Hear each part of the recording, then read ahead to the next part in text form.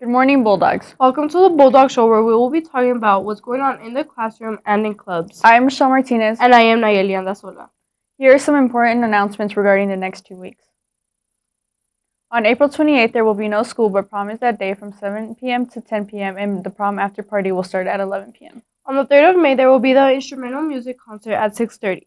There will be a late start on the 4th of May. School will begin at 10:10, and the vocal concert will also be the same day at 6:30. As well as we will have community time on the 5th of May. We will now be going into clubs with Nico Dutch and esports with Abigail Lopez. For our classrooms, here is an interview for our video gaming club, both competitive and personal gaming. We have it here. Done by Abigail Lopez. Let's take a look. What does esports mean to you? So esports, do you mean like literally, or like what does it mean to me? Like, Yeah, like what does it mean to you? so it's just another like way of giving students a place that they can like belong and compete and show something they're passionate about and be actively involved with it at the school level. So why do you think people should know about esports? Because it's one of the fastest growing youth like competitive activities in the country, and it's something that is still kind of at the fringes of people's understanding, but is a huge part of the youth's culture and life right now. So do you think it's like a way of bringing people together as a community? I do, right? Like anything that we can do with a shared interest. I see it just in my team, but just in general. I mean, the Army is involved in esports. There are tech companies involved in esports, and just in general, lots of groups that can share a love of video games and competition. So what are some like special events that are upcoming? So right now we're still just kind of getting up and going. We're talking about having a Jeffco tournament on the 8th of April, but we're still in the works of planning and figuring out if that's feasible. And then we're in our second season of the year. We do 2 seasons. Oh, so it's a year-round. It is, well, there's 2 separate seasons, but we will be active in both. And so we're into our second week of that. So we're just kind of in the middle of our 8-week season. So tell me about like your wins, like the team. So when it first was a pilot, we got into the playoffs in a couple of titles early, just in the first round of the playoffs. And then this last year, we missed the playoffs in Splatoon by basically tiebreakers. And so we haven't, since it's been sanctioned, this is the first actual sanctioned official year. We haven't managed to have like playoff success, but we've been over 500 in every title that we've played. So what about your losses? Our losses have typically been to a lot to larger schools and students that come already with an interest in that specific title. So like I already had like practice. Yeah, right. Like they were fair losses, but esports isn't broken up by division like other sports, and so I don't get to pick my opponents. They're just whoever gets assigned to us, and so yeah.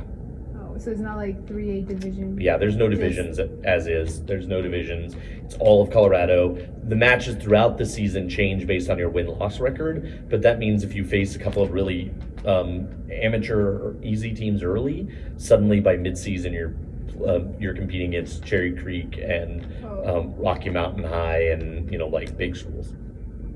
So how do you think you can improve as a team?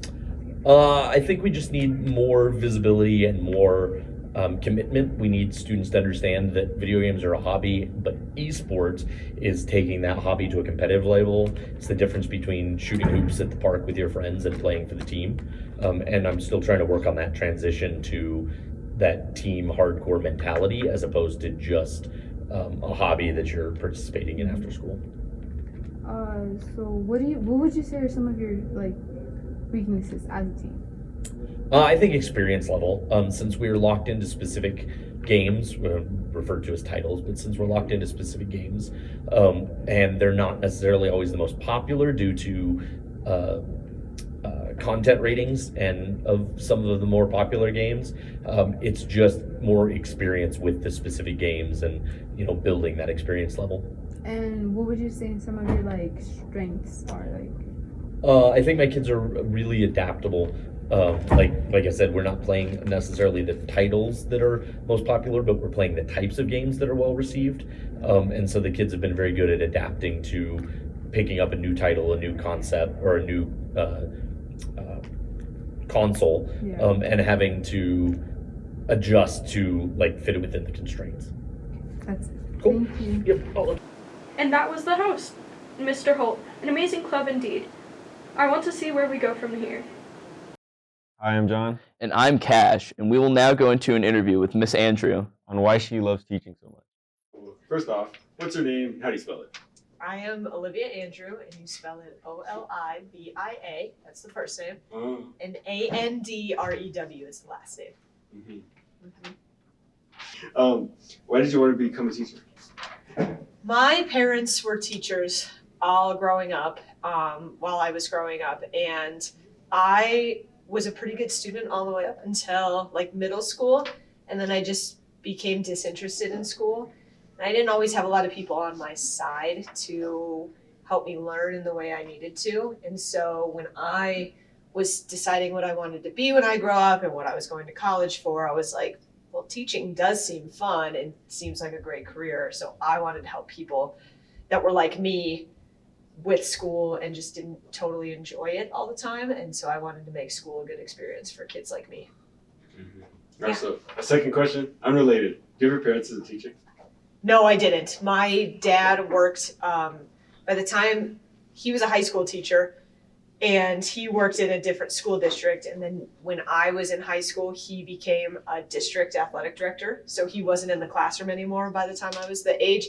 And my mom was a kindergarten teacher. So I kind of like moved around them. But my mom did teach at the same school as my siblings and I went to. So, yeah. So when did you become a teacher?